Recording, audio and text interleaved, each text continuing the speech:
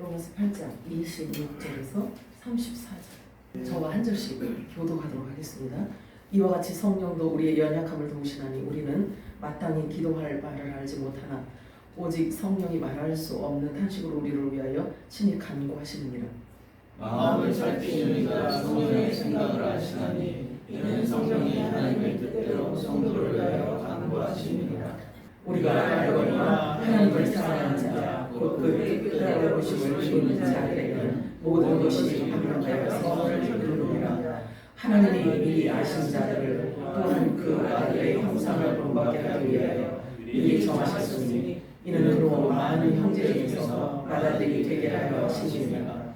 또 미리 정하신 그들을 또한 부르시고 부르신 그들을 또한 의롭다 하시고 의롭다 하신 그들을 또한 영화롭게 하셨느니라. 그런즉 이 일에 대하여 우리가 무슨 말을 하리요? 만일 하나님이 우리를 위하시면 우리가 이를 대적하리요?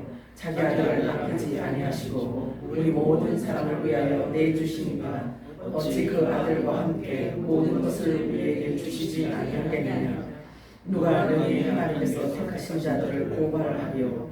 의롭다 하신 이는 하나님이시니 누가 정죄하리요? 죽으실 뿐 아니라 다시 살아나신 이는 그리스도 예수시니 그는 하나님 우편에 계신 자요 우리를 위하여 간구하시는 자시니라. 아멘.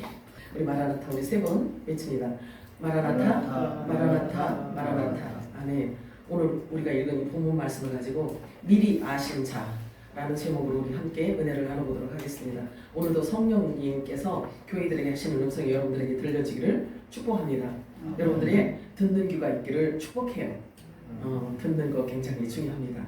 인간은 단순한 우연의 산물이 아닙니다. 매우 정교하게 설계된 존재입니다. 수십억 년 동안 진화되어 와서 그 결과의 존재라는 설명만으로는 인간의 의식과 영혼 그리고 초월적 갈망까지 우리가 모두를 다 설명할 수는 없기 때문에 그렇습니다. 인간은 지구상에서 유일하게 자신의 존재 의미를 묻고 우주의 기원을 탐구하며 보여지는 것에 만족하지 않고 절대적 진리를 갈망하는 아주 특별한 존재예요. 인간을 하나님의 무작위적으로 만들어진 돌연변이라고 말하는 것은 정말 터무니없는 말입니다. 찰스 다윈의 점진적 진화론에 대한 그 대안으로 20세기 초에 돌연변이 이론을 주장한 네덜란드 식물학자이자 유전학자인 후고 드프리즈라는 사람이 있었어요. 근데 그는 새로운 종이 갑작스럽고 예상치 못한 돌연변이로 형성되었다는 그것 발표 자체가 또 돌연변이 같아. 그 돌연변이 이론을 제시했는데 이는 진화가 점진적으로 일어나는 것이 아니라 돌연변이로 인해서 급격한 변화로 발생되었다라는 그런 이론인 거예요.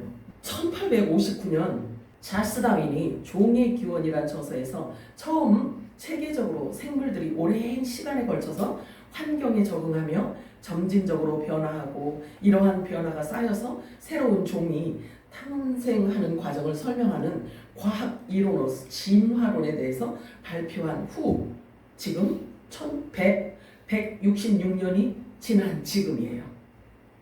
그 진화론을 발표하고 나서 지금 166년이 지난 후예요. 그래서 현대 진화 생물학에서는요, 인간을 포함한 생물이 진화하는 과정에서 돌연변이가 무작위적으로 발생하고 이러한 무작위 돌연변이가 자연 선택에 의해서 걸러지는 과정을 통해서 진화가 진행되었다고 설명했는데 그 중 하나가 인간이에요. 읽기도 어렵네. 무작위적이고 무작위 돌연변이라는 거예요. 사람이 무작위 돌연변이. 갑자기 변해서 사람이 됐다는 거예요. 말이 돼? 비싼 밥 먹고 평생 연구비 들어가면서 밥값 대가로 발표한 내용이 고작 인간은 갑작스럽게 변형된 돌연변이 종이라고 발표를 한 거예요. 근데 거기에 박사학위를 줬어. 그보다는 오히려 원숭이가 우리 조상이라고 하는 게 더 낫겠어요. 어떻게 생각해보면. 아니면 인간과 유인원이 중간 상태로 그런 형태로 오스트랄로피테쿠스 알잖아요.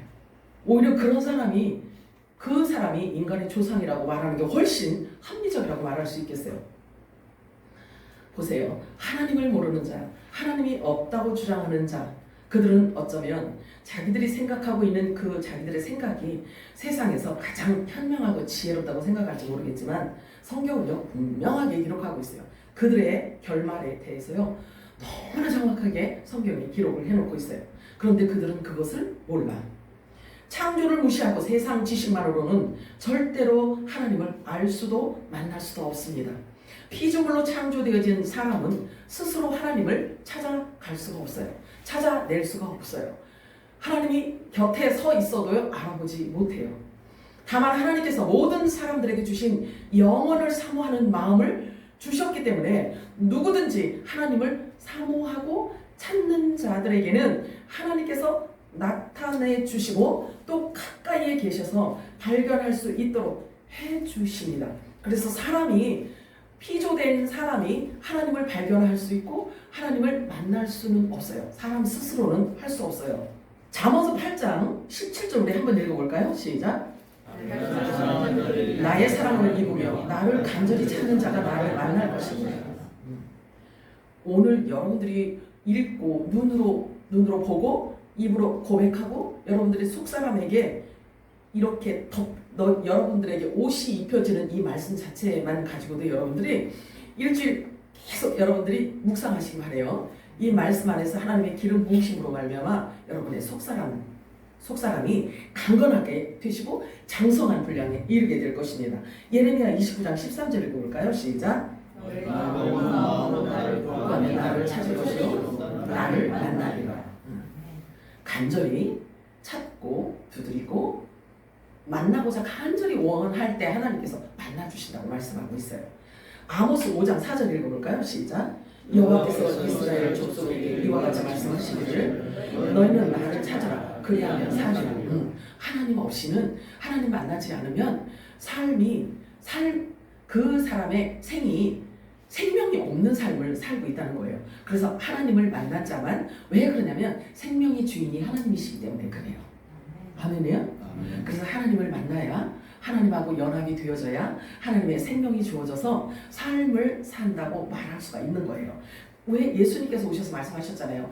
내가 길이요 진리요 생명이며 부활이라고 말씀하셨잖아요. 결국 예수님이 없는 삶은 길도 모르고 진리도 몰라요. 진리도 모르고 생명도 없어요.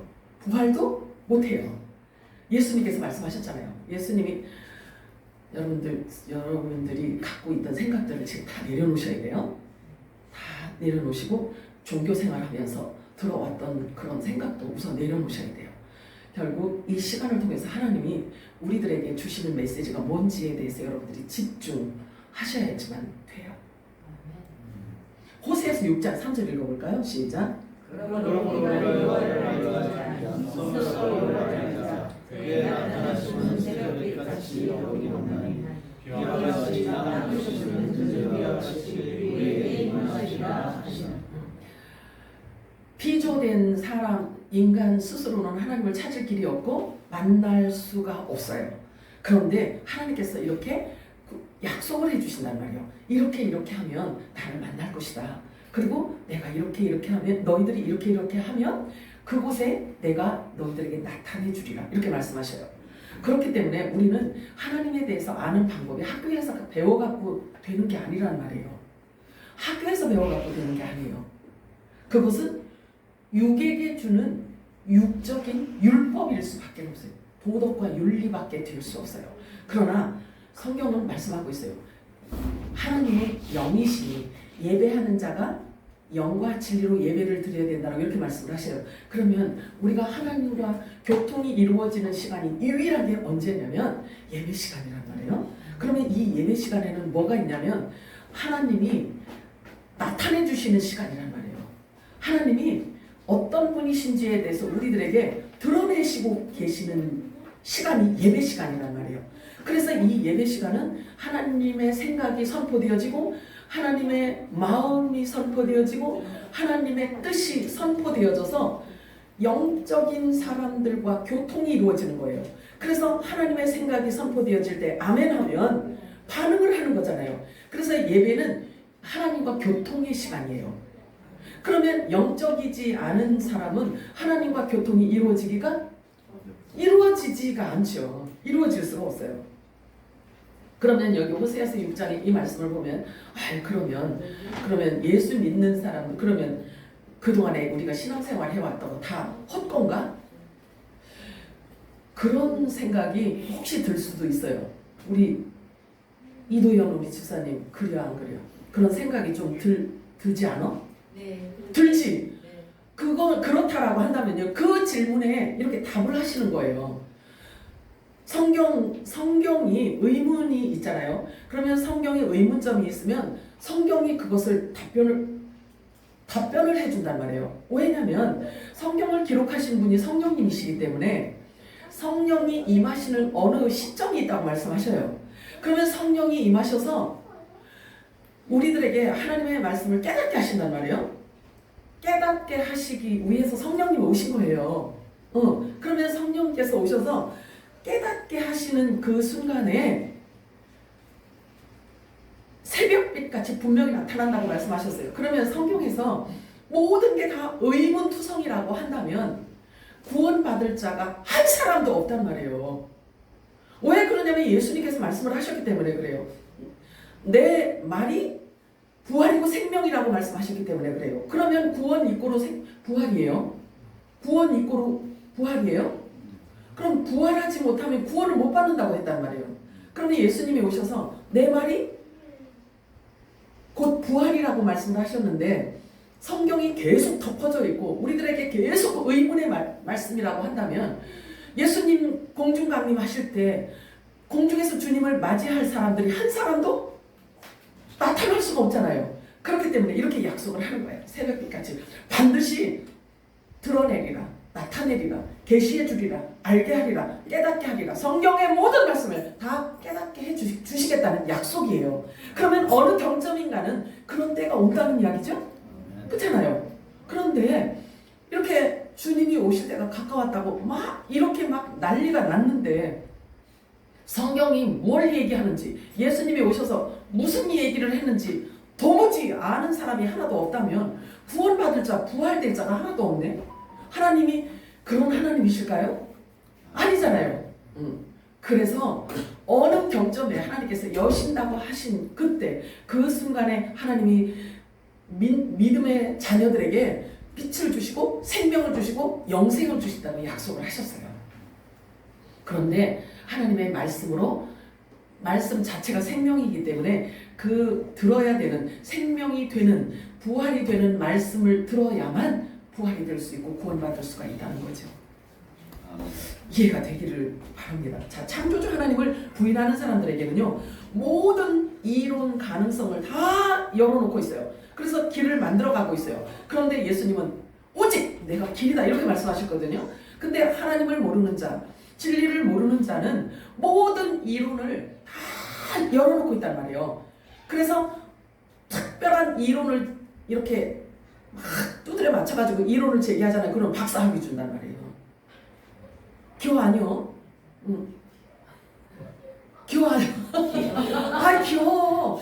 여러분들 생각에 박사가 굉장히 대단한 사람처럼 보이겠지만요. 사실은 이거 편집해 주세요. 바보야. 왜 그러냐면요. 개미 박사는요. 개미밖에 몰라. 아무것도 몰라요. 그거밖에. 이상한가? 자, 그래서 하나님을 모르는 자들에게는 모든 길을 다 열어놓고 있어요. 모든 이론을 다 열어놓고 있는 상태란 말이에요. 그러나 보세요. 뇌과학, 심리학, 철학, 신학, 양자물리학, 그 힘든 양자물리학, 이 모든 것들을 총동원해서 연구를 거듭해왔지만 인간에 대해서는요 알아보기는커녕 아직도 설명을 못해요. 아직도 설명을 못해요. 인간의 뇌의 그 경이로움과 복잡성에 대해서도요 아직 온전한 대답조차 내놓지 못하고 있어요. 이렇게 오랜 시간이 흘렀어도 인간의 뇌 세포는요 약 860억에서 1000억 개 사이 신경세포가 존재하는 것으로 추정하고 있습니다. 어쨌든 거두절미하고요. 결론적으로 인간은 단순한 우연의 산물이 아니라 매우 정교하게 설계된 아주 경이로운 존재라는 사실을 오늘 우리는 분명하게 인지하고 여러분들이 기억하셔야 됩니다. 너무나 소중한 분들이에요. 여러분 한 사람 한 사람이. 그러므로 하나님께 더 많은 감사와 찬송과 영광을 올려드리기로 여러분들이 오늘 각오하고 결단하는 시간을 가지시기 바랍니다. 근데 아멘 소리가 적은 거 보니까 그런 의미에서 우리 모두 다음과 같이 함께 고백해 보기로 합니다. 시편 139편 13절에서 16절까지 우리 함께 합독합니다. 시작. 주께서 나의 내장을 소유하셨고 주께서 내 어머니의 태에서 나를 조직하셨나이다. 내가 주를 찬양하리니 이는 내가 놀랍고도 경이롭게 지어졌으니이다. 주의 지으심이 기이함을 내 혼이 잘 아나이다. 내가 은밀한 가운데서 지음을 받고 땅의 가장 낮은 부분들에서 기묘하게 지음을 받았을 때 나의 형체가 주로부터 숨겨지지 아니하였나이다. 내 형체가 완성되기도 전에 주의 눈이 그것을 보셨으며 나의 지체들이 전혀 없고 형성되어 가는 중에도 주의 책에는 그것들이 다 기록되어 있었나이다. 한마디로 여러분들 한 사람 한 사람 다 원더풀 메이드예요. 여러분. 저와 여러분은 정말 말로는 다 표현할 수 없도록 경이롭고 놀랍게 창조된 자들입니다. 개역성경, 우리가 지금 보는 개역성경은요 이렇게 기록하고 있어요. 시편 139편 14절 시작. 내가 주께 감사하오은 나를 지으시니 심히 기묘하심이라. 주께서 하시는 일이 기이함을 내 영혼이 잘 아나이다. 오늘 하나님의 말씀을 우리가 여러 군데 이렇게 많이 확인하고 우리가 찾아서 볼 것인데, 여러분들이 집에서도 성경을 자주 보고 많이 보시겠지만 오늘 우리가 확인하고 함께 있는 이 말씀에 대해서는 여러분들이 더 많이 묵상하시고 이렇게 기억하시고 읊조리시기를 축복합니다. 여기 보면은요, 기이하고 기묘하다는 용어의 정의는 어미하고 기이하고 비상하여 감히 헤아릴 수 없을 정도로 묘하다는 뜻이에요. 하나님의 창조 섭리는 사람이 가히 그 깊이와 신비를 헤아릴 수 없다는 뜻입니다. 자, 그렇다면 더 놀라운 사실이 있잖아요. 사람 만드신 이 사람 자체도 기이하고 묘한데 더 놀라운 것은요, 저와 여러분이, 성경에 그렇게 말씀하셨어요. 저와 여러분이 본 어기 다시 태어나야 된대요. 이렇게 기이하고 경이로운 이 몸이 다시 태어나야 천국을 간대요. 거듭나야 된다. 거듭나야 천국 간대요. 이 몸 자체도 기이하고 경이로워서 사람이 표현할 수 없을 정도. 이 지금까지 내려오면서도 사람에 대해서 연구 결과를 내놓지 못하는 이런 상황인데, 이 몸 자체가 다시 태어나야지 천국 갈 수가 있대요. 그래서 이 육을 가지고는 우리가 천국에 못 가요. 그렇기 때문에 우리가 살아서 천국 가야 되는 자들은 이 육을 다 벗어야 되는, 다 부인되어져요. 죽어야 되는 거예요. 그래서 예수님께서 누구든지 나를 따라오려거든 자기를 육을 부인하라는 거예요. 육을 부인하고 십자가를 지고 나를 쫓을 것이냐, 이렇게 말씀하고 있어요. 예수님 따르는 것 자체가 이 육체를 입고는 따라가기 힘들어요. 이렇게 그냥 덜렁덜렁 따라가면 되지. 그렇게 모양은 낼 수 있지만 믿음의 결국까지 가기는 어려워요. 왜냐하면 육체를 입은 동안은 육이 영을 누르고 덮고 있는 상태이기 때문에 육이 원하는 게 더 크단 말이에요. 육이 더 크기 때문에 영을 자꾸 눌러요. 왜 그러냐면 영은 눈에 보이지 않는 것을 믿어야 되기 때문에 그런 거예요. 그래서 믿어지지 않고 보이지 않는 영적인 것은 육의 눈에 의하여서 자꾸 덮여지고 자꾸 눌리게 되어 있어요. 그래서 영적인 사람은 육이 부인되어져야지 되는데 육이 장성한 만큼 보는 관점이 달라지는 거예요. 눈에 보이지 않고 손에 잡히는 것 없어도 영적인 사람은 영적인 세계를 추구하며 생각하며 기억하고 노래하며 찬양하게 되어 있어요. 저와 여러분이 거듭났다면 보이지 않는 세계이지만 보이는 것처럼 바라고, 믿음은 바라는 것들의 실상이라고, 보이지 않는 것들의 증거, 실체라고 하는 거예요. 보이지 않는데 우리가 볼 수 있는 영의 눈이 열려 있으면 하나님 말씀에 기록되어져 있는 이 세계를 눈으로 보는 것처럼 실제인 것처럼 그렇게 믿고 따라간다는 거예요. 그런데 그 믿음을 하나님께서는 인정해 주시는 거지. 거듭남도 마찬가지예요. 거듭남도 여러분들이 하나님의 말씀이 우리 안에 들어와서 우리의 사고가 바뀌고 생각이 바뀌고 언어가 바뀌잖아요. 그러면 어떻게 여러분들이 해야 되냐면 옛 습성이 자꾸만 나와요. 아유 네가 무슨 구원받았어, 네가 무슨 거듭났어, 하나님 믿는다는 게 왜 그래, 이렇게 자꾸 정죄를 하면요 기록됐어야 하고요. 여러분 혼의 생각을 자꾸 물리쳐야 돼요. 예수 그리스도를 아낌없이 나에게 주신 그분이 무엇이 아까워서 신령한 세계의 것을 내게 주지 않겠느냐. 그래서 기록된 말씀으로 여러분들도 늘 대적하는 이런 경험을 여러분들이 하셔야 돼요. 여러분들이 한번 경험해 보세요. 저는 많이 경험을 해봤어요. 혼의 생각을 가지고요, 이성적인 생각을 가지고 감각적인 것을 가지고 나에게 두려움이 확 몰려올 수가 있어요. 사람은 눈에 보이는 것이 두려움으로 온단 말이에요. 근심 걱정이 오면. 그래요 안 그래요? 먼저 두려움이 확 올라온단 말이에요.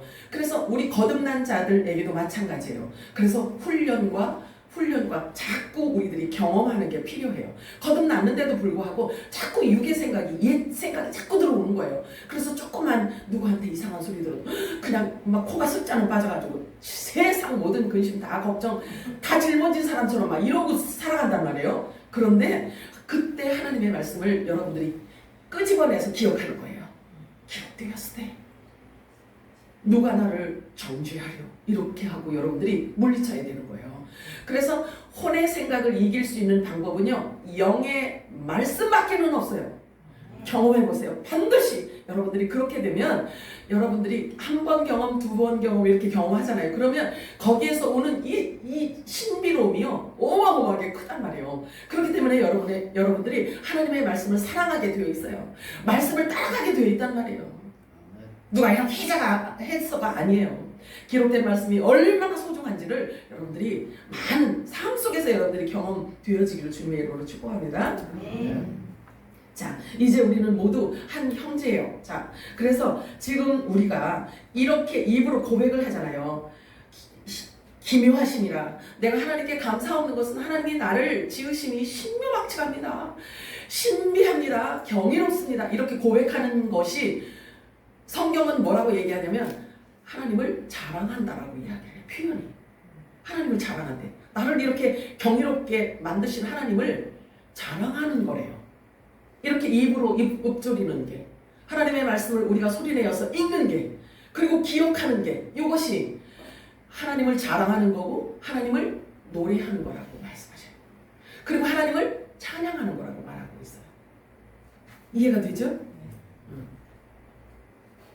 이제 우리는 모두 한 형제이고 권속이 되었습니다. 무엇으로? 한 성령으로 인해서. 하나님의 말씀은 진리잖아요. 그 진리로 인하여서 저와 여러분이 한 형제, 예수 그리스도의 한 지체가 된 거예요. 저와 여러분이 지금 기름 부음 받는 이 말씀으로 인해서 어떤 현상이 이루어지냐면요, 에덴 동산에 있던 생명나무가 누구죠? 에덴 동산에 생명나무 있고 선악을 알게 하는 나무 있고 막 이렇게 여러 나무가 이렇게 있잖아요. 세 부류가 있잖아요. 그지? 그런데 생명나무가 있단 말이에요. 생명나무가 누구를 의미하죠? 생명나무는 예수 그리스도를 의미해요. 창세기에 나와 있던 이 생명나무가 어디에 와서 보여지냐면 성경 끝에 알파와 오메가 되시는 하나님의 말씀 끝에 계시록에 가면 그때 생명나무가 나와요. 그런데 에덴에 있을 때는요, 가지도 생명나무라고만 했지 가지도 없고 잎사귀도 없고 열매도 없고 아무것도 없어요. 그냥 생명나무라고만 이렇게 말씀하셔요. 근데 계시록에 와서 막 끝에 와서 보니까 생명나무에 가지도 있고 열매도 있고 잎사귀도 있어. 자, 그러면 가지는 언제 생기고 열매는 언제 생겼고 잎사귀는 언제 생겼을까? 언제 생겼을까? 생각이 복잡하신가요? 복잡해도 들으셔야 돼요. 왜 그러냐면 이제는 우리가 수준 낮은 종교 생활이 아니기 때문에 그래요. 말씀 자체가 이제는 여러분의 육신이 되는 이런 시간에 지금 우리가 놓여 있단 말이에요. 그래서 하나님의 말씀을 그냥 이리 듣고 이리 내쫓고 이렇게 이리 내보내고 이러면 안 돼요. 우리의 싸움은 혈과 육으로 싸우는 게 아니라 그랬잖아요. 그리고 악한 영과 싸우는데, 악한 영하고 싸우는데 뭐 우리에게 주신 무기는 하나밖에 없어요. 악한 영하고 싸우는 무기는 하나님의 아들들에게 주신 무기는 딱 하나밖에 없다고요. 뭐겠어요? 진리 말씀밖에 없단 말이에요. 진리 말씀밖에. 그리고 영의 싸움은, 영적인 싸움은 영과의 싸움이란 말이에요. 어떤 영과 싸워야 되는데 어떤 영과 싸워야 되는 거예요. 그게 누굴까? 사탄이지. 사탄, 마귀, 귀신 이름도 있잖아요. 이렇게 성부, 성자, 성령 이렇게 성경에 기록했더니 이 사탄도 있잖아요. 사탄, 마귀, 귀신 이렇게 아니 삼위 사탄이다. 이렇게 작동하고 있어요. 이렇게 일하고 있단 말이에요. 그렇다면 저와 여러분이 싸워야 되는 존재가 어떤 존재이냐면 우리가 싸워야 되는 상대가 누구인지를 알아야지 우리가 이기지 않겠어요? 그렇잖아요. 그리고 말씀으로 싸워야 되는데 하나님의 말씀을 덮어놓고 그냥 이렇게 해갖고는 안 되는 거예요. 열어놓고 우리가 싸움에 나가려면 칼을 막 양날 가진 칼을 만들어서 갈아야 되잖아. 교 아니요. 그냥 녹슬어서 호박도 안 들어가는 칼 가지고 나가서 어떻게 이겨. 그러니까 싹싹 갈아야 되는 거예요. 칼날을. 그래서 히브리서에 보면 그렇게 말씀하시잖아요.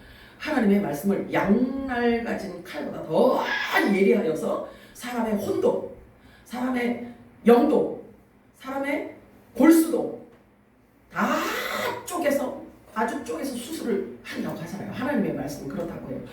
그 엄청난 무기를 저와 여러분에게 주셨단 말이에요. 그런데 그 무기를 장록 속에 넣어놓고 그게 막 녹슬 때까지 그냥 그렇게 내버려 두면 돼요? 안 돼요? 그러면 지기로 작정했다는 거야. 지기로. 그래서 여러분들이 육적인 어떤 감각이 여러분들을 힘들게 하고 여러분들을 자꾸 우울하게 만들고 여러분들을 잠 못 자게 만들고 또 그리고 막 자꾸 주저앉게 하잖아요. 그러면 여러분들이 산에 올라가서 막 굶어갖고 산에 올라가서 나무 뿌리 뽑지 말고 먼저 하나님의 말씀을 펼쳐놔야 돼. 하나님의 말씀을 펼쳐놓고 또한 여러분들 신비에 새겨진 말씀이 있잖아요. 그래서 그것을 묵상을 해야 되는 거예요. 다시 끄집어내는 거지. 그래서 끄집어내서 그 말씀을 계속 묵상하고 읊조리고 그 말씀에 여러분들의 혼과 여러분들의 감각이 점령당하도록 해야 되는 거예요. 아멘이죠? 하나님 말씀 외에는 이길 수 있는 방법이 없단 말이에요. 사탄은 사람의 틈새 시장을 노리는 녀석이에요. 틈새 시장. 그래서 하나님하고 조금만 간격이 있으면 그 틈새로 쫙 들어와서 그냥 산 생각을 갖다 심어놓는단 말이에요. 논리적으로, 이론적으로. 어떤 그냥 이렇게 빠져나갈 수 없는 그런 논리적인, 그러니까 합리적으로 온단 말이에요. 여러분 보세요. 사탄이 합리적으로 와야 사람이 쏘가 넘어가지.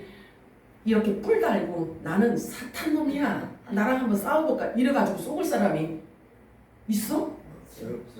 그러니까 그래서 오죽하면 광명한 천사로 온다고 했단 말이에요. 광명한 천사로 오기 때문에 사람들이 쏘가 넘어가는 건 아주 자연스럽다고 해요. 그 이상한 일이 아니라고 성경은 말씀하고 있어요. 그러니 보세요. 무엇으로 분별할 수 있냐고요. 광명한 천사로 왔어. 그래서 이렇게 섰어. 그리고 광명한 천사의 모습을 했기 때문에 보는 사람 눈은 벌써 이제 가렸지. 그지? 가렸죠. 그런데 뭐가 살아있어? 귀가 살아있잖아. 있잖아요. 여러분의 영적인 마음의 눈이 있고 여러분들의 영적인 귀가 열려있기 때문에 자, 광명한 천사 입에서 어떤 말이 나오는지 보면 되는 거야. 그쵸? 보면 되는 거예요. 무슨 이야기를 하는지. 말 자체가 그 사람 존재 자체이기 때문에 그런 거예요. 예수님께서 말씀하셨잖아요. 네 마음에 무엇이 가득 찼는지 그의 말을 보면 안다 그랬단 말이에요. 그래서 그가 어떤 종류의 말을 하고 어떻게 말을 하는지 하나님의 말씀을 어떻게 풀어가는지를 보면 알아진다는 거지. 여러분들이 놀라운 분별력과 하나님의 그러니까 여러분들에게는요, 우리 지난 주일날 살펴봤잖아요. 요한일서 2장에 성령께서 우리들에게 스승으로 와 계시고 우리 안에 빛으로 와 계시기 때문에 우리들에게는 다른 선생이 필요 없대요. 거룩하신 분이 우리들에게 기름을 부어 주셨기 때문에 그렇게 말씀하셨어요. 잊어버렸지? 이도희 집사님, 이도현 우리 집사님 잊어버렸지? 자, 우리에게는요 선생이 따로 필요 없다고 말씀하고 계세요. 왜 그러냐면 이거를 기록하신 분이 직접 우리 안에 와 계시기 때문에 그렇다고 해요. 그런데 이거를 기록하신 분이 우리 속에 와 계신데도 불구하고 이거를 도대체 보아야 알지. 그래 성령님이 이걸 깨닫게 해주실 거 아니겠어요? 이건 말이야 이런 뜻이야 이렇게 깨닫게 해주실 텐데 우리가 성경을 도대체 펼쳐보지를 않으니까 내가 말이 너무 많네 오늘. 왜냐면 성경을 제가 오늘 많이 찾아서 우리 함께 읽는 시간을 갖는 거에 대한 합리적인 변명이야.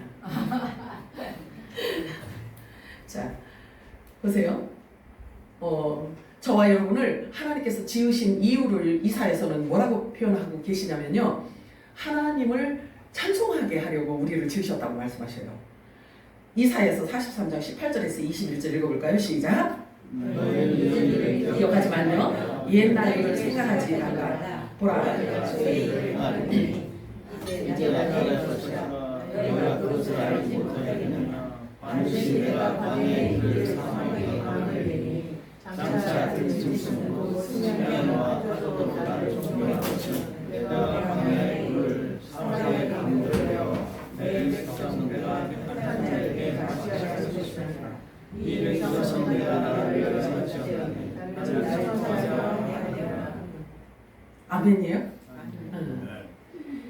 하나님을 찬송하게 하려 함이라고 이렇게 말씀을 하셨는데 아니 허구한 날 그냥 막 찬송가를 들고 다니면서 이렇게 찬송하라는 게 아니라 아까 우리가 말씀드렸잖아요. 우리를 이렇게 경이롭고 신비롭게 만드신 내가 하나님을 사랑하고 하나님을 경외합니다. 이렇게 입으로 읊조리는 것, 우리가 생각하는 것, 이것을 하게 하기 위해서 우리를 위해서 또는 하나님께서 하신 그 기이한 일들을 우리가 기억하고 생각하면서 입으로 말하는 이것이 하나님을 찬송하는 거라고 제가 말씀을 드렸어요. 이렇게 입으로 말로 고백하는 것이 곧 하나님을 자랑하는 것이고 하나님을 노래하는 것이며 찬양하고 경배하는 것이라고 성경은 말씀하고 있어요. 그래서 매일 아침 여러분들이 아침에 일어나면 이 말씀으로 하나님께 영광을 돌리시기 바라요. 한번 따라 하실래요? 내가 하나님 아버지께 감사하는 것은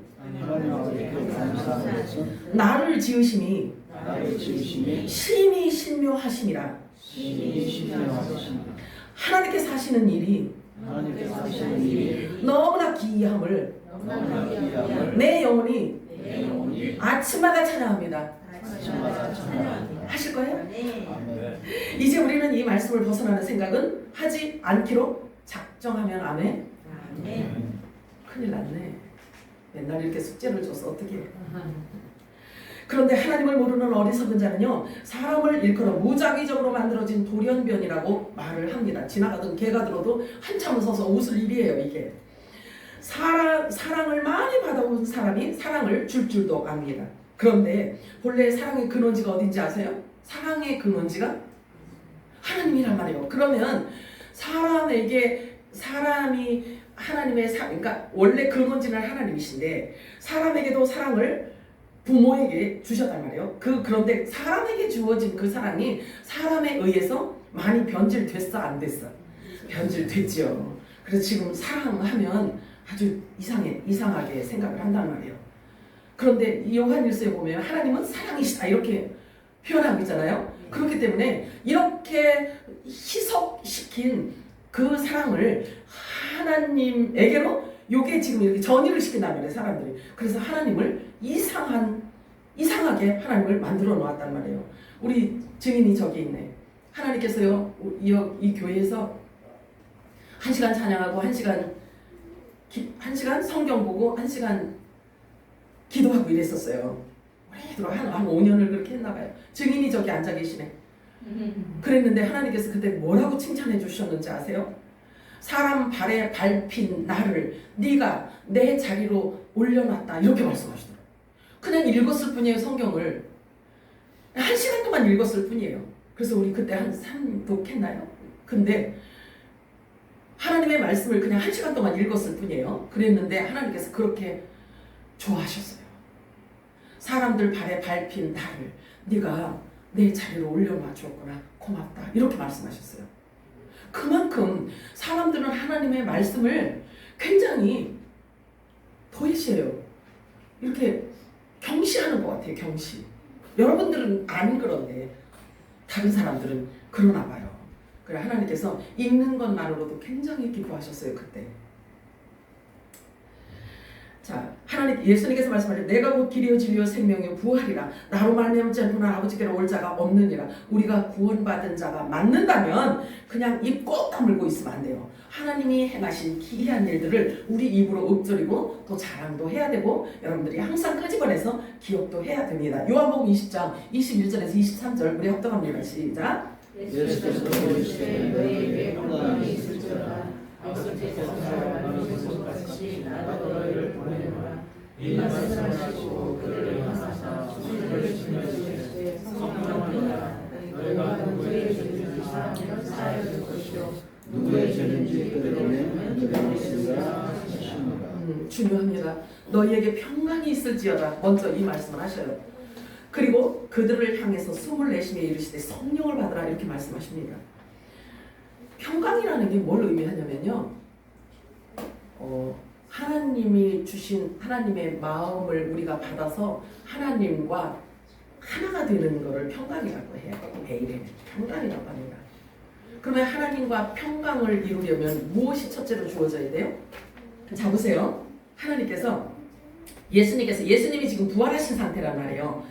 부활하신 상태에서 제자들에게 오셨어요. 제자들에게 오셔서 말씀하시기를 너희에게 평강이 있을지어다 이렇게 말씀을 하셔요. 그런데 그 평강은 하나님과 연합되어진 것을 말해요. 하나님의 말, 하나님의 생각, 하나님의 뜻을 받은 자가 그 말씀으로 인하여서 하나님과 연합된 상태를 말하고 있는 거예요. 그런데 그들에게 성령님께서 또 주시는 게 있잖아요. 성령을 주셨어요. 그러면 성령을 주셨는데 하나님 생각과 하나님 마음과 뜻과 연합되어서 하나 된 상태인 자에게 선물로 주신 게 뭐냐면 성령이야. 그런데 성령이 뭔데요? 그럼 성령이 뭔데요?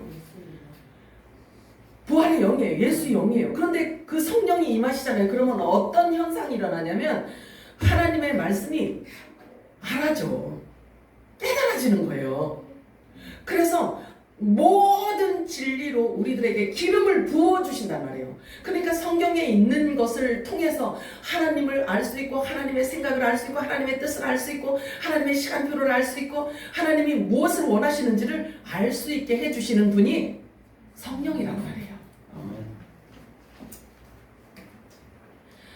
그리고 또 뭐라고 하셔요? 성령을 주시면서 성령을 받아라 이렇게 했어요. 자 그럼 보세요. 순서 수순대로 보세요. 하나님과 평강이 이루어졌어.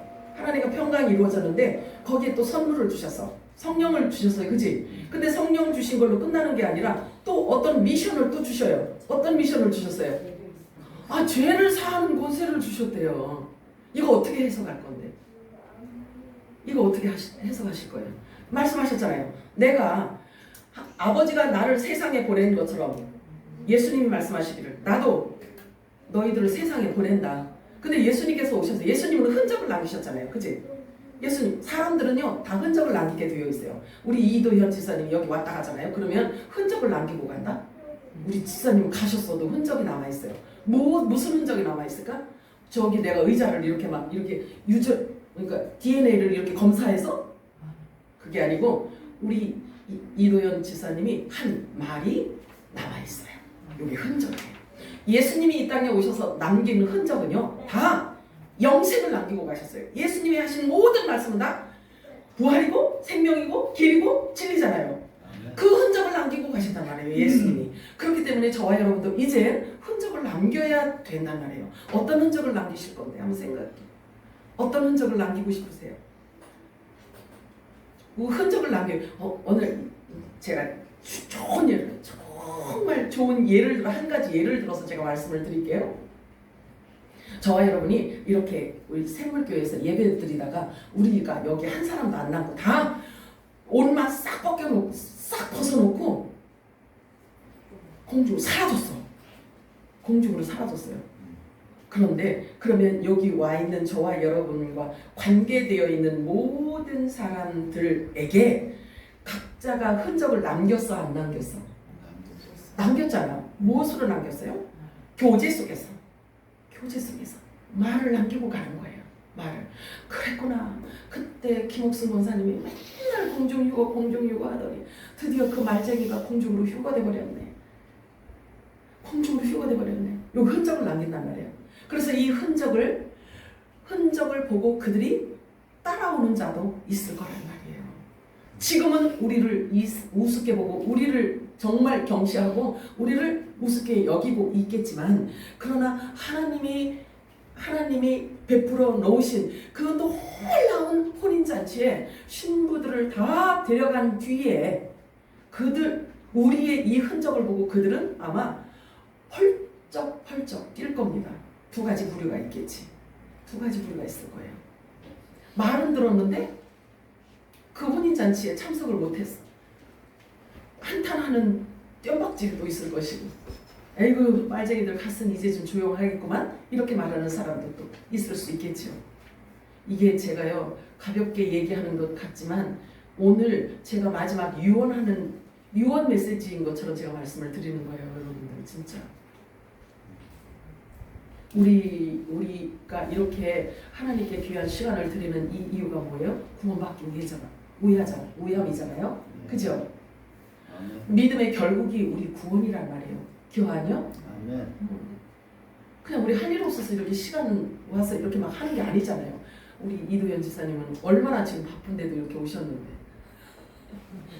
우리 박금자 우리 지사님도 얼마나 바쁜데 이렇게 와 계신데, 이게 절대 헛된 시간이 안 될 겁니다.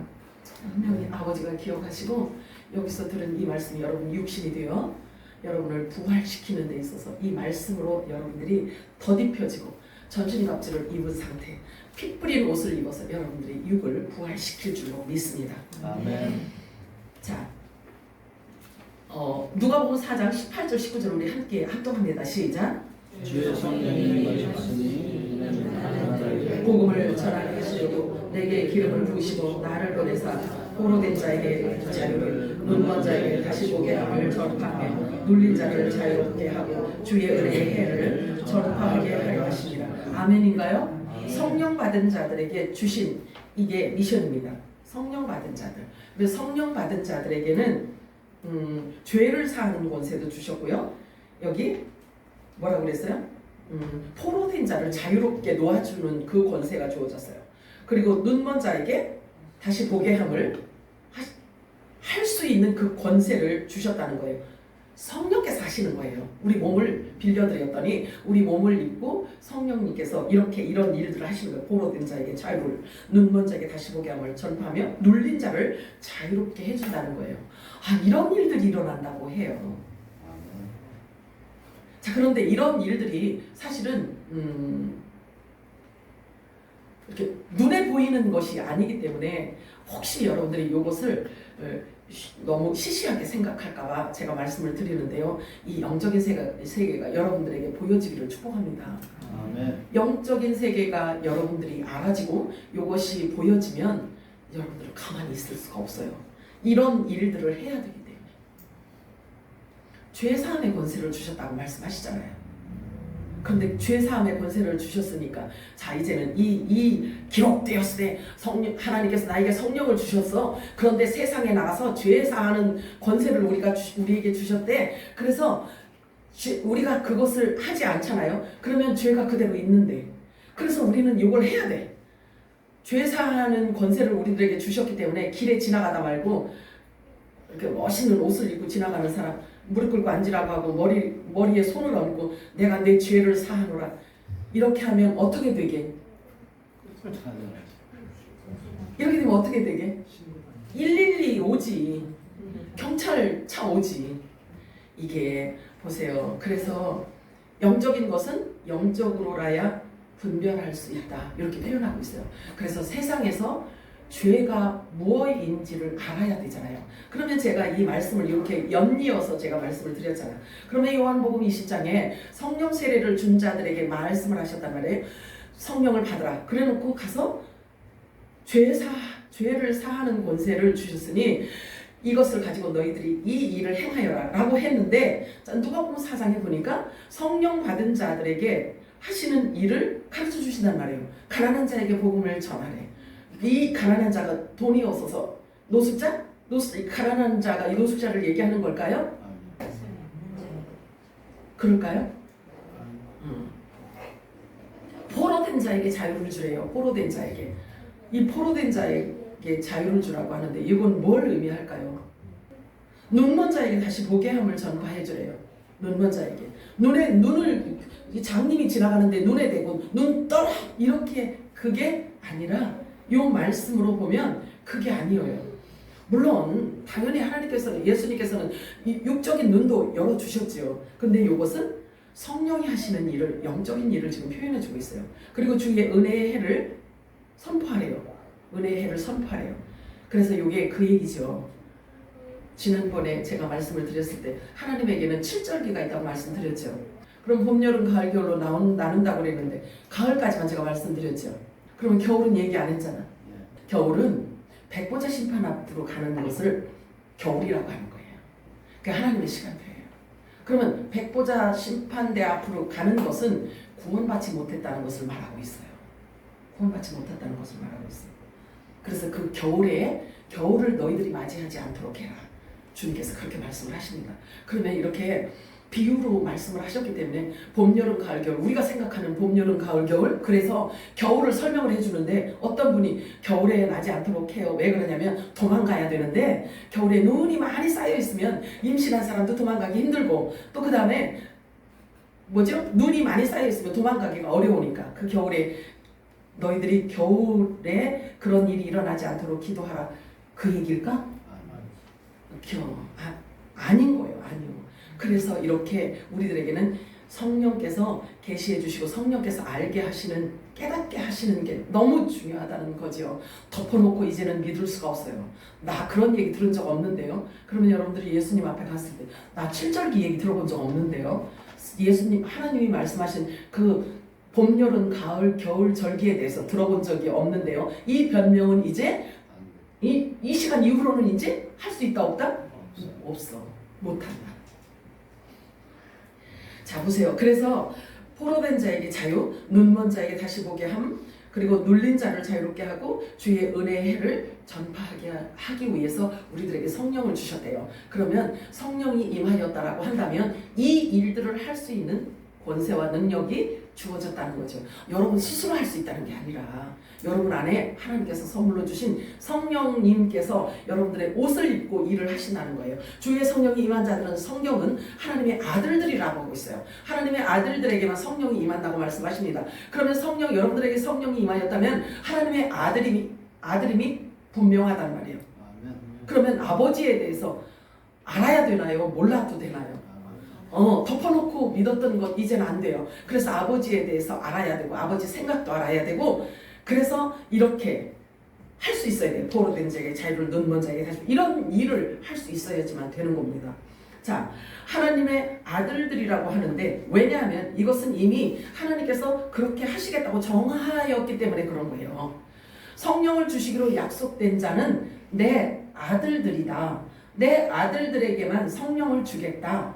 이미 창세전에 하나님이 계획하신 일이란 말이에요. 그래서 이것을 가지고 따질 수 있다 없다? 이 제기를 할 수가 없는 거예요. 베드로전서 1장 2절에서 5절 우리 합독합니다. 시작.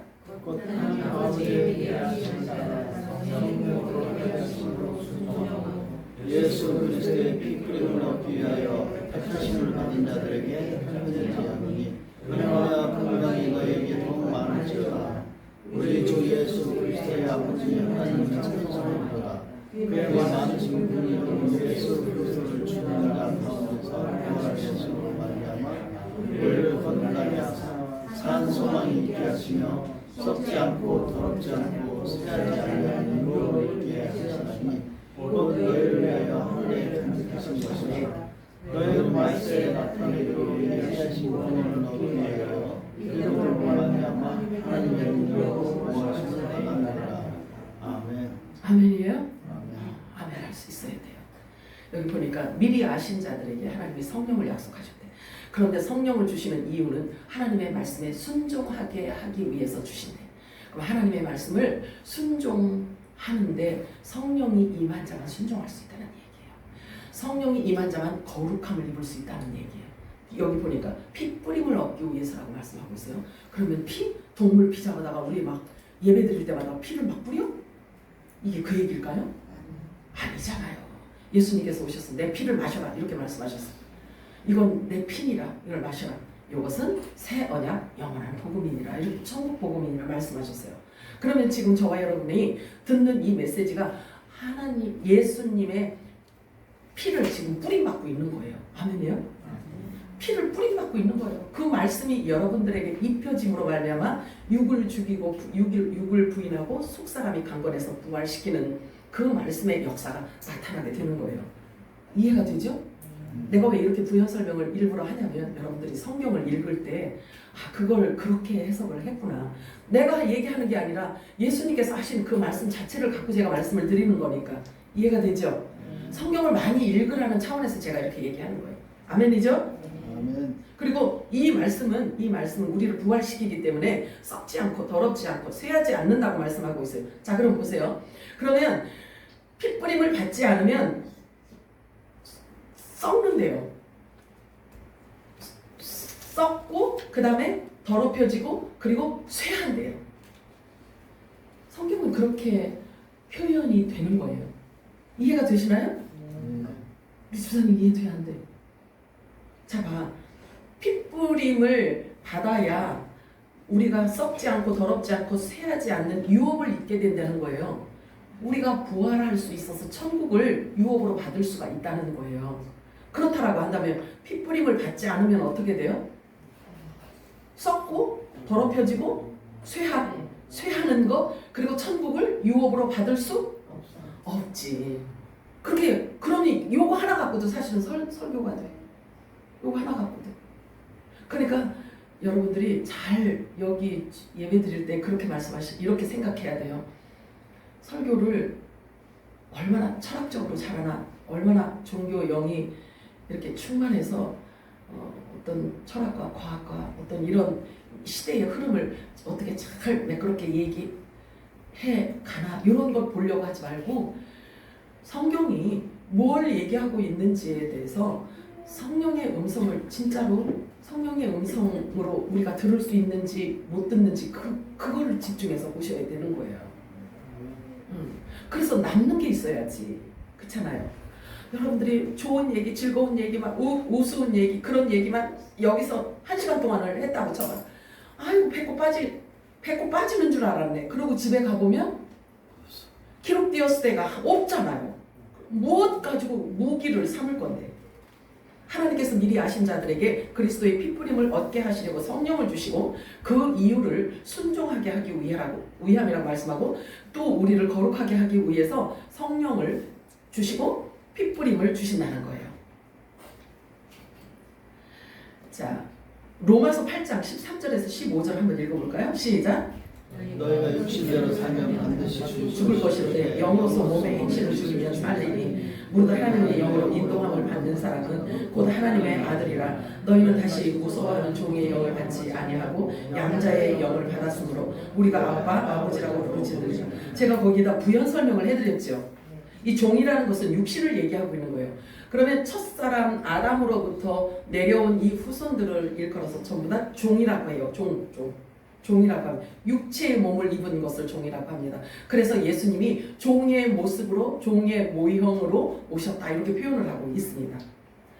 자, 하나님의 영으로 인도함을 받는 자는 하나님의 아들이라고 말씀하고 있어요.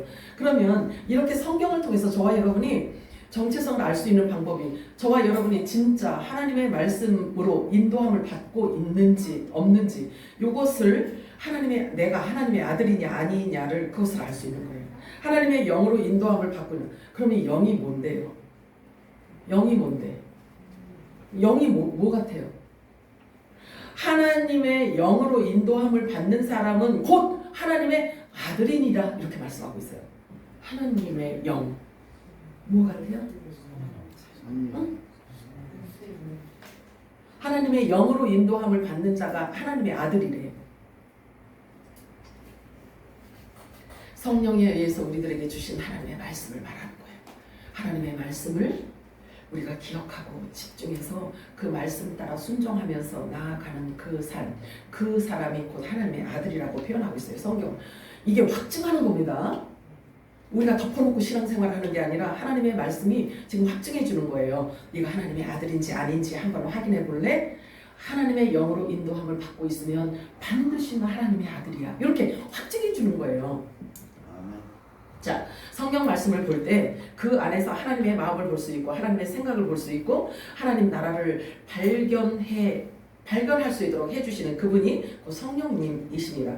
하나님 나라 시민권을 발견하게 돼요. 또 성경을 보면 하나님 나라 시민권을 발견합니다. 모든 영의 아버지인 하나님께서 모든 영의 아버지. 자, 그러면 여러분들이 이게 다 연결되어져야 돼요. 성경에 보면은요, 하나님을 일컬어 모든 영의 아버지 이렇게 표현하고 있어요. 그러면 하나님을 모든 영의 아버지라고 하는데 어떻게 무슨 말씀 갖고 연결을 할 수 있겠는가 하죠. 모든 영의 아버지, 모든 영의 아버지. 그러면 나하고 하나님하고 어떤 연관을 지어서 생각할 수가 있을까요? 모든 영의 아버지. 그럼 내가 영의 사람이면 내 안에 영이 임했으면 그러면 내 아버지가 되는 거잖아요. 그치? 이런 것들을 우리가 확인하면서 우리의 정체성을 견고하게 해나가는 거예요. 하나님을 아버지라고 하는데 어떻게 무엇으로 그것을 증명하냐 이거지. 하나님이 내 아버지라는 것을 무엇으로 증명해요? 동사무소에 가서 그거 가족증명서 끊는다고 되는 게 아니에요. 이거는. 그렇기 때문에 하나님이 우리들에게 주신 말씀을 눈으로 확인하면서 그렇구나. 그래, 모든 영의 아버지라고 하신 거 보니까 나에게 아버지가 나에게 영을 주셨는데 성령이 나에게 임하셔서 아버지와 내가 연합이 되어서 그래서 아버지와 나는 아들과 아버지구나. 그래서 하나님을 내가 아버지라고 부를 수 있구나. 그래서 담대하게 하나님 보좌 앞에 나아갈 수가 있는 거예요. 기록된 말씀을 갖고. 아멘이에요? 아멘. 그래요. 그러나 하나님의 말씀은 전부 영적이기 때문에 그것을 다 기록되어 있을 때 성령께서 다 연결을 해서 한 작품으로 만들어줘요. 작품으로 만들어주기 때문에 작품 만들어졌다라는 것은 뭘 의미하냐면 내 육신이 되었다는 얘기야. 말씀이 내 안에 들어왔을 때 육신이 되었다는 거예요. 그래서 썩는 육신은 죽어지고 부인되어지고 내 안에 속사람이 강건해지는 것을 말하고 있어요. 자, 요한복음 13절 보세요. 이렇게 예를 들어서 저와 여러분이 하나님이 우리들에게 주신 시민권은 천국 시민권을 성경에 이렇게 기록해놨단 말이에요. 그런데 그 시민권을 우리가 발견을 했는데도 불구하고 그냥 넘어가. 이거는 나하고 관계없는 얘기인 것처럼 이렇게 뒤로 넘어가요. 그러면서 생각하기를 나 같은 게 어떻게 천국 갈 수가 있어요. 저는요 이 시민권은요 저기 정은경 집사님한테 주세요 하고 나는 이거 양보할게요. 그러면 하나님 뭐라 그러실까?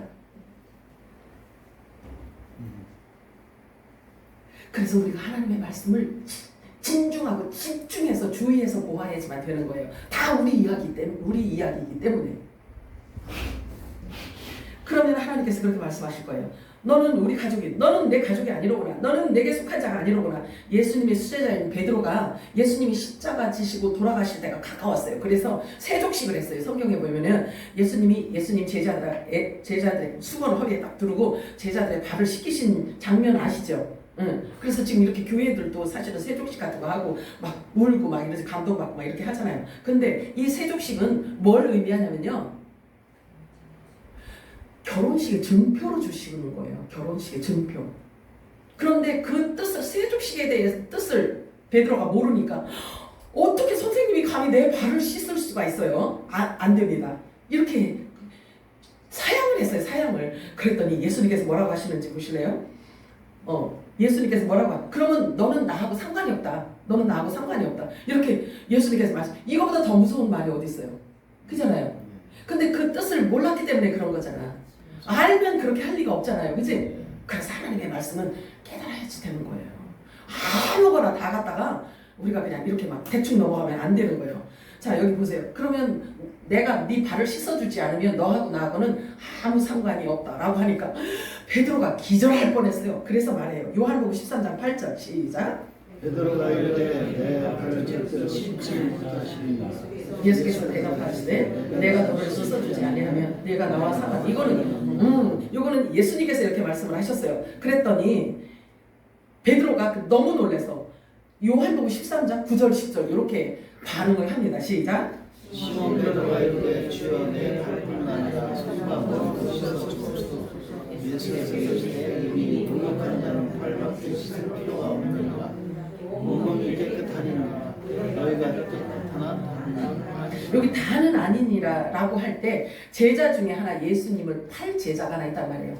그래서 그 가롯 유다를 요 안에 넣고 예수님이 말씀을 하신 거예요. 그러면 처음부터 가롯 유다가 예수님을 팔자라는 걸 알았을까 몰랐을까? 알았지. 근데 가롯 유다 없으면 굉장히 하나님의 말씀은 굉장히 깊이가 있단 말이에요. 그래서 대충 넘어가면은 우리가 잃어버릴 수가 있어요. 그래서 뱀도 필요하고 사탄도 필요하고 마귀 새끼도 필요한 거예요. 왜냐하면 하나님이 추수하시는 방법을 그런 방법으로 하시겠다라고 하나님이 계획을 해놓으셨기 때문에 그래요.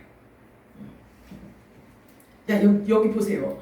깜짝 놀라잖아요. 그러면 내 발뿐만 아니라 손도 닦아주고 머리도 닦아주고 저 몸도 다 닦아주세요. 그러니까 예수님이 하신 이 세족식에 대해서 내용을 모르니까 이런 말들을 이렇게 하는 거예요. 그럼 베드로가 이렇게 이렇게 재미있게, 이거 진짜 코미디잖아, 코미디. 이런 코미디 같이 이런 실수한 것을 왜 성경에 기록해서 우리들에게 주셨을까요?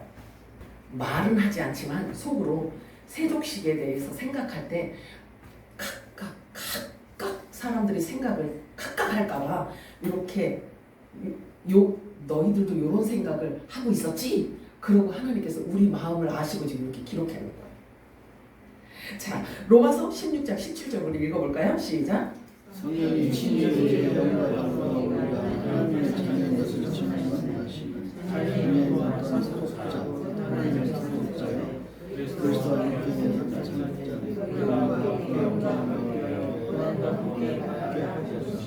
제가 거기 부연 설명해 놓은 거를 여러분들 숙지하시기 바랍니다.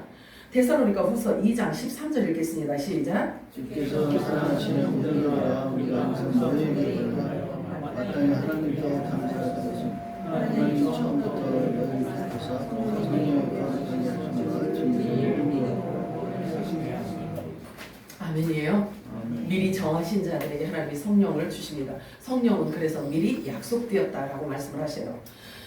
자, 성령께서 오시면, 성령께서 임하시면 우리를 거룩하게 하시고 진리를 깨닫게 하시고 부활하게 하시는 그 말씀 깨닫게 해주십니다. 그래서 그 말씀을 믿게 하셔서 믿음의 결국 부활에 이를 수 있도록 우리를 끌어가십니다. 진리의 성령이 너에게 임하면 너희를 모든 진리 가운데로 인도하실 거라고 약속을 했기 때문에 그렇습니다. 왜 우리가 성경 말씀에 주의를 기울이고 집중해야 하냐면 예수님께서 하신 모든 말씀은 곧 팩트이기 때문에 그래요.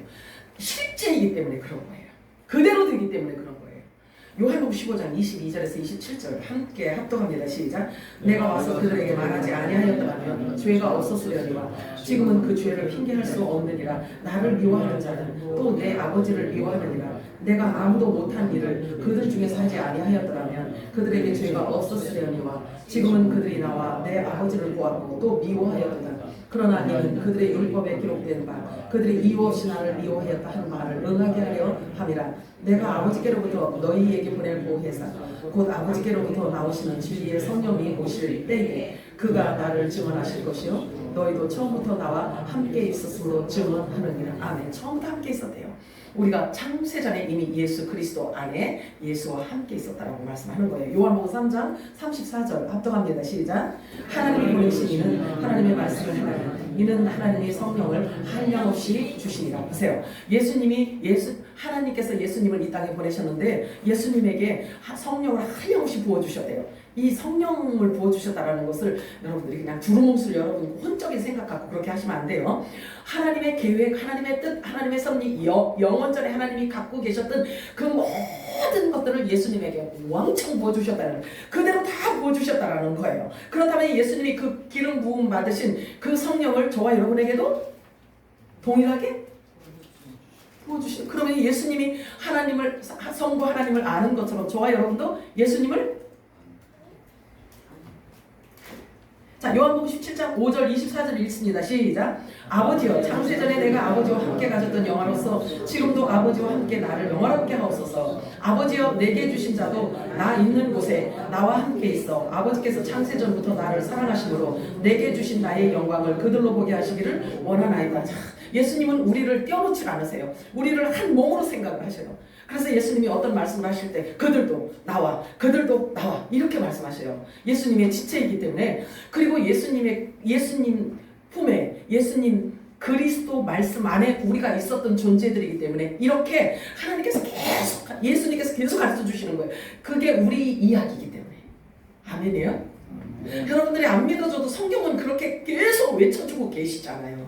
아멘이요? 에베소 1장 4절 5절 시작. 곧 창세전에 그리스도 안에서 우리를 택하사 우리로 사랑 안에서 그 앞에 거룩하고 흠이 없게 하시려고 그 기쁘신 뜻대로 우리를 예정하사 예수 그리스도로 말미암아 자기 아들들이 되게 하셨습니다. 예수님 없이는 아무것도 이루어지는 게 없어요. 오직 예수예요. 거룩은 오직 하나님께만 있는 속성이기 때문에 인간 쪽에서 만들어내는 것이 아니에요. 거룩은. 그러므로 하나님의 소유가 될 때에야 비로소 하나님의 거룩이 이루어지게 주어지게 되는 것입니다. 그러므로 거룩은 소유를 의미합니다. 거룩은 소유를 의미합니다. 하나님의 손에 들려지면 하나님의 거룩이 그에게 전이가 되는 거예요. 이 연필이 뭐지? 문방구에 있으면 문방구 거예요. 근데 거기서 돈 주고 사서 가져와서 내 손에 줬더니 내 거가 그런 거예요. 그래서 거룩은 소유라고도 말할 수 있습니다. 또한 하나님의 소유가 된다는 것은 본질이 같아야만 가능하기 때문에 하나님께서는 처음부터 그래서 창세전에 본질을 갖게 해놓았다는 거죠. 아들들에게는. 그래서 때가 되면 성령을 보내시고 아들의 명분을 손에 쥐어주고 그가 그동안 지은 모든 불의와 불법에 대해는 단번에 영원히 없애버리시네요. 성령께서 오시면 저와 여러분이 하나님을 모르고 지은 모든 영적인 죄를 다 하나님께서 바로 없애주시네요.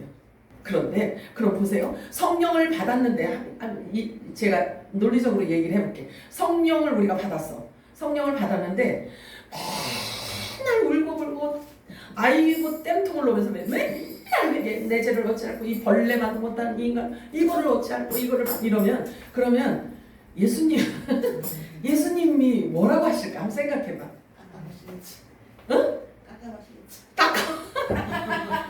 깝깝하시지. 정말 깝깝하시겠죠, 그치?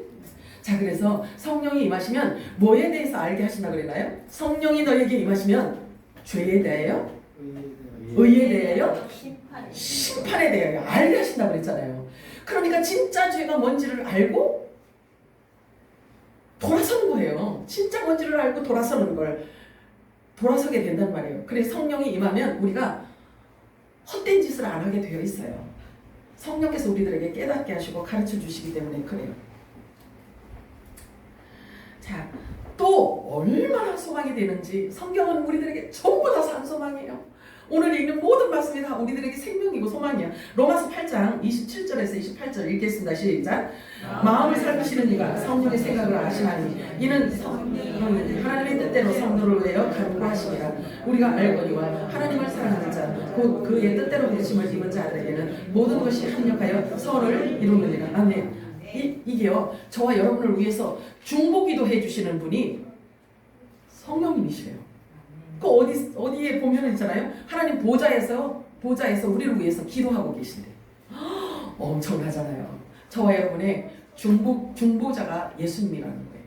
중보자가. 자, 로마서 8장 29절에 31절 시작. 하나님이 하신 자들 또한 그 아들의 형상을 본받게 하며 이는 그 많은 분들이 있어서 받아들이게 하시니라. 또 미리 정하신 그들을 또한 부르시고 부르신 그들을 또한 용납하시고 용납하신 그들을 또한 영원하게 하시느니라. 그러저니 이에 대하여 우리가 무슨 말하리요? 만일 하나님이 우리를 하시면 누가 우리를 대적하리요? 이 말씀을 여러분들이 아침 저녁으로 묵상하시기 바랍니다. 그래서 이 기록된 말씀을 가지고 여러분들이 혼이 여러분들에게 아주 이상한 근심, 걱정 갖다 주면 이 말씀하고 대접을 하세요. 기록되었을 때 꺼져.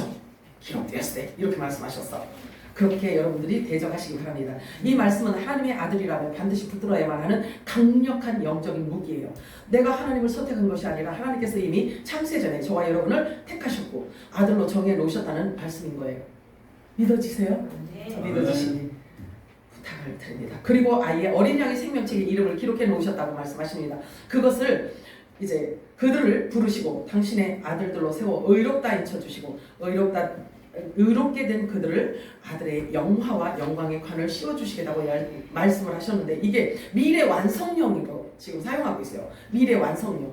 아직 이루어지지 않았는데 하나님께서 완성형으로 사용을 하고 계시단 말이에요. 여러분들도 그렇게 같은 마음으로 말씀을 받으시기 바래요. 계시록 21장 27절 읽겠습니다. 시작. 무엇이 속된 것이나 가증하니 또는 거짓말하는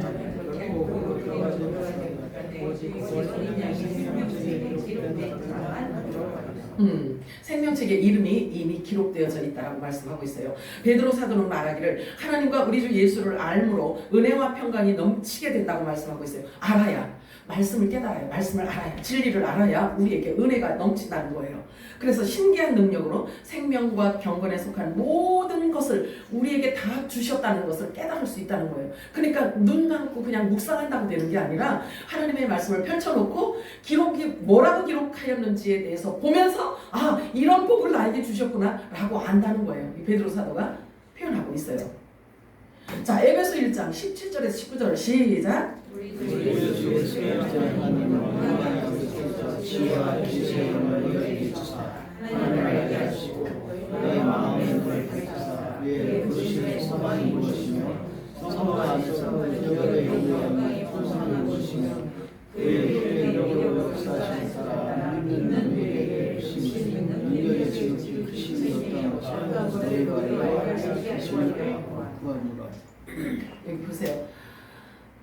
지혜와 계시의 영이 주어져야 하나님을 알 수 있고 예수를 믿을 수 있다라고 지금 표현을 하고 있는 거예요. 그렇잖아요. 그러니까 사람의 지식과 사람의 가르침 갖고는 안 된다는 거예요. 성령께서 오셔서 가르쳐 주시고 깨닫게 해 주셔야지만 된다는 거죠. 여기서 우리가 분명하게 알 수 있는 것은요, 영적인 모든 것은 사람이 스스로 알아낼 수 있는 게 아니며 영광의 아버지께서 저와 여러분에게 지혜와 계시의 영을 주셔야만 알 수 있고 믿을 수 있다는 사실을 지금 말씀하고 있어요. 보여지죠? 그래서 이런 것이 보여지고 깨달아지면 기도하는 거예요. 하나님, 지혜와 계시의 영이 임해야만 하나님을 알 수 있고 예수를 믿을 수 있다라고 하니까 저에게 지혜와 계시의 영을 주십시오. 그렇게 간절히 구하잖아요. 그러면 설교 들을 때 아니면 성경을 볼 때 말씀 묵상할 때 여러분들에게 성령께서 깨닫게 하셔요. 너에게 주었다. 지혜와 계시의 영을 이미 너에게 주었다. 이렇게 말씀하신단 말이에요.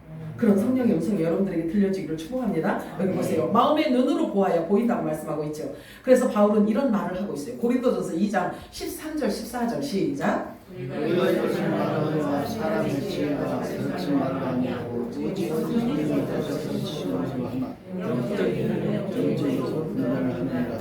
이게 사람은 하나님의 성령의 은혜를 받지 아니하니 이는 그것들이 그에게는 어리게 보이며 또 그는 그것들을 알 수 없느니 그러한 일은 영적으로 분별되게 됩니다. 이렇게 막 계속 열어주고 답변하고 계시죠.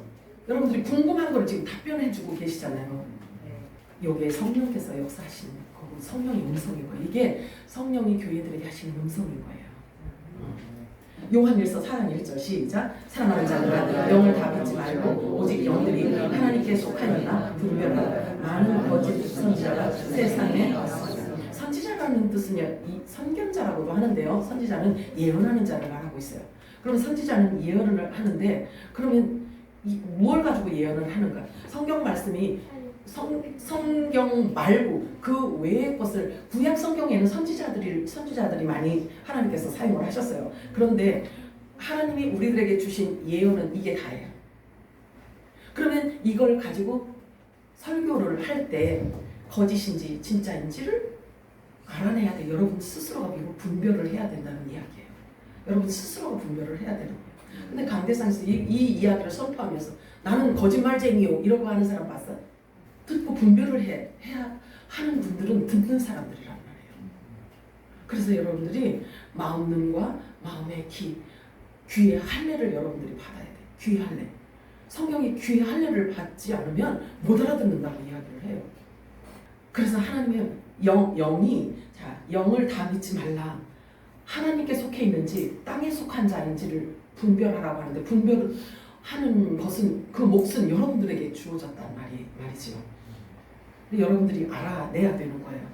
그러면 이 영이라는 것을 뭘 의미하냐면요, 성경적으로 그냥 이야기를 한다면 이 영이 성령에 의해서 설교를 하는지, 아니면 세상 문물을 경하여 세상 윤리와 도덕을 가지고 육을 위해서 교양과 품위를 가르치기 위해서 하는 것인지, 윤리와 도덕적으로 가르치는지, 육을 위해서 주는 건지 아닌지, 영적인 양식인지 육적인 양식인지를 분별은 듣는 사람들이 하라는 거예요. 아멘이요? 아멘. 그러면 영이라는 것을 두루뭉술 아시면 안 돼요. 말을 얘기하는 거예요. 말. 그래서 예수님께서 말씀을 하셨잖아요. 마지막 때는 사람의 미혹을 받지 않도록 조심하라, 이렇게 말씀하시라고. 그러면 그 얘기가 뭘 얘기하냐면, 마지막 때는 선생들이 많이 나타날 거다. 그리스도가 많이 나타날 거다라고 말하고 있어요. 그럼 마지막 때는 설교의 홍수 때문에 떠내려가는 자들이 많을 거라는 이야기하고 똑같은 거예요. 자, 로마서 8장 32절에 34절 우리 합독하도록 하겠습니다. 시작. 자기가 저희가 선지하지 않으시고 그 모든 사람을 위하여 해주시니가 즉 그 아들과 함께 모든 것을 우리에게 주시지 않으시냐. 너희가 네 하나님께서 택하신 자들을 구하라. 너희까지는 하나님이시니 누가 정죄하며 주시는 하나님 다시 살아나시는 그리스도 예수. 그는 하나님 편에 계신 자 우리를 위하여 하신 자십니다. 제가 로마서 8장 16절을 여기에다 삽입을 해드렸어야 되는데 제가 읽어드릴게, 한번 들어보십시오. 로마서 8장 16절이에요. 잘 들으세요. 우리가 지금 마무리하는 거예요. 오늘 설교 마무리예요. 성령이 친히 우리 영과 더불어 우리가 하나님의 자녀, 후사, 상속자, 아들인 것을 증언하시나니, 이렇게 말씀하고 있네요. 자, 그러면 우리가 하나님의 아들이고 후사이고 천국을 받을 우리가 상속자고 하나님의 아들이라는 것을 누가 증명을 해줘요? 누가 증명을 해준다고요? 성령이 증명을 해준다고요. 그러면 성령이 지금 성령이 뭔데? 성령이 누군데?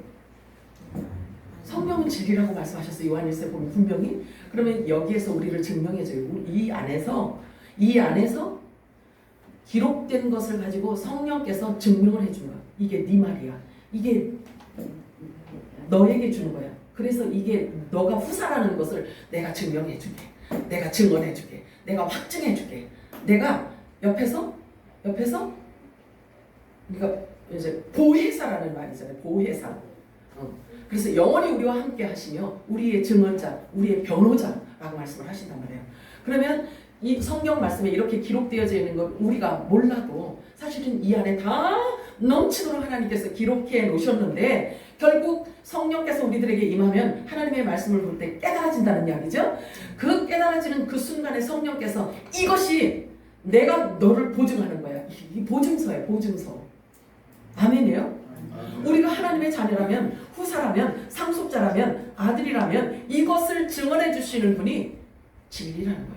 말씀이라는 거예요. 성령이라는 거예요. 부활의 영이신 그리스도의 영이라는 거예요. 아멘이죠? 아멘. 그러니 이것을 누가 아니라고 할 수 있겠냐고요. 그리고 이것을 누가 와서 너 쓸데없는 것 갖고 지금 믿고 있어, 너 지금 믿는 게 가짜야, 누가 우리에게 와서 이것을 빼앗을 수 있겠냐고요. 우리 신비에 이렇게 새겨놓고 성령께서 이렇게 확증을 해주시는데, 이렇게 보증을 해주시는데, 그래서 우리가 친아들이라는 것을 기록된 하나님의 말씀과 성령께서 보증해 주시는 그 보증서가 없이는 절대 이길 수가 없어요. 그리고 이것을 당당하게 우리가 할 수가 없는, 이 확인서를, 이 친자 확인서가 이게 친자 확인서예요. 여러분, 이게 하나님과 내가 친자식이라는 친자 확인서예요. 아멘. 이 친자 확인서를 누가 이거를 방해할 수 있겠어요? 사탄이? 천만에. 그러면 하나님하고 싸워서 하나님을 이겨야 돼. 하나님을 이겨야 돼. 사탄이 하나님을 이길 수 있어요? 하나님께서 사탄을 지금 이용하고 계시는데, 활용하고 계시는데, 저와 여러분도요, 그런 권세가 저와 여러분에게 주어졌단 말이에요. 그래서 사탄, 마귀, 귀신은 우리가 두려워할 대상이 아니고요, 대적할 대상인 거예요. 아멘이요? 우리 정체성이 바르게 세워져 있지 않기 때문에 사탄을 무서워하고 이렇게 귀신을 무서워하고 이렇게 하는, 귀신의 날까지도 만든 거고요. 이 모든 흐름 보세요. 귀신이 완전히 다 장악을 하고 세계를 지금 장악하고 있잖아요. 그러니 이게 천년왕국이라고 말하는 사람들은 도대체 어느 나라에서 온 사람인지 모르겠어. 이게 지금 천년왕국이라고요? 이게 천년왕국인 것 같아요? 아니지. 그래. 그럼 천년왕국이 올까 안 올까요? 오지요. 예수 그리스도가 우리의 중보기도자고, 누구든지 하나님의, 저와 여러분을 위해서 중보하시는 예수님이 어떻게 기도를 해주실까요? 중보. 예수님께서 우리들의 중보자라고 말씀하시고 우리를 위해서 중보기도하고 계신다고 말씀하셨어요. 제가 이것을 이렇게 부연 설명하기 위해서 제가 말씀을 드리는 거예요. 성령이 우리를 대신해서 기도해 주신다 그랬죠. 그지? 아까 로마서요. 그러면 에베소에 보면은 하나님 보좌 우편에 앉아 계신 예수님이 우리를 위해서 중보해 주신다고 말씀하셨어요. 그러면 어떤 중보를 하고 계실까요? 어떤 기도를 하요? 여러분들은 중보기도 할 때 어떤 기도 중보하세요? 예수님도 나처럼 중보기도 해 주실까? 근데 성경은 그렇게 말씀하지 않아요. 성경 뭐라고 말씀하시냐면, 마음을 살피시니 성령의 생각을 아시나니 이는 성령이 하나님의 뜻대로 성도를 위해 간구하시니라. 우리는 이 모습을 한번 보세요. 저와 여러분은 계속해서 육체를 위해서 구했어. 육체를 위해서 기도했어. 그랬는데 성령께서는 우리를 위해서 중보기도를 하는데, 하나님, 김현순이가 하나님의 뜻대로 기도하게 하시고 하나님의 뜻대로 살게 하시고 하나님 말씀에 온전히 순종하게 해주세요. 그러면 내가 기도하는 것과 성령님이 기도하는 것과 계속 충돌이 일어나는 거예요. 그렇잖아요. 성령이 나를 위해서 중보하는 것은 내가 하나님의 말씀에 하나님의 뜻대로 순종하는 자가 되게 해주세요. 이 기도를 한단 말이에요. 그래야 우리가 부활돼서 주님 앞에 설 수 있기 때문에 그런 거예요. 성령이 하시는, 탄식으로 하시는 그 기도, 그 중보기도 우리는 배워가야지만 돼요. 아멘이요? 오늘 제가 이야기를 너무 길게 했어. 자, 요한복음 10장 14절 15절 읽고 마치겠습니다. 시작. 나는 선한 목자라. 나는 내 양을 알고 양도 나를 아는 것이 아버지께서 나를 아시고 내가 아버지를 아는 것 같으니 나는 양을 위하여 목숨을 버리노라. 내가 온 것은 양 하여금 생명을 얻되 풍성히 얻게 하여 하노라. 아멘. 사랑과 은혜가 풍성하신 하나님 고맙고 감사합니다. 오늘 귀한 말씀